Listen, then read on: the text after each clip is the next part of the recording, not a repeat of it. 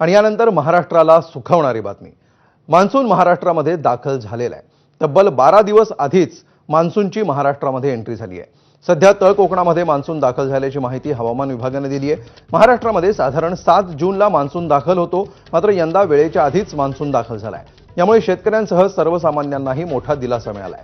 मुंबईसह इतर भागात मान्सून दाखल होण्यासाठी अनुकूल वातावरण निर्माण झाल्याची माहिती हवामान विभागाने दिली आहे। त्यामुळे येत्या 3 दिवसांमध्ये मुंबईसह महाराष्ट्राच्या काही भागामध्ये मान्सूनच्या सरी बरसणार आहेत। उर्वरित महाराष्ट्रात सुद्धा वेळेच्या आधीच मान्सून दाखल होईल असं हवामान तज्ञ सांगतात। आज 25 मे रोजी साऊथ वेस्ट मान्सून हा तळ कोकणामध्ये देवगडपर्यंत दाखल झालेला आहे।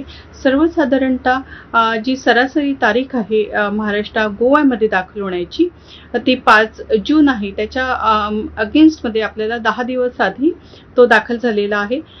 पुढच्या 3 दिवसामध्ये सिनॉप्टिक्स कंडिशन्स फेवरेबल आहे आणि त्याच्या अनुषंगाने महाराष्ट्राच्या काही भागामध्ये इन्क्लुडिंग मुंबई तो दाखल होण्याची शक्यता आहे। तर मुंबई, ठाणे आणि रायगडसह इतर भागामध्ये हवामान विभागाकडून पावसाचा इशारा देण्यात आलाय।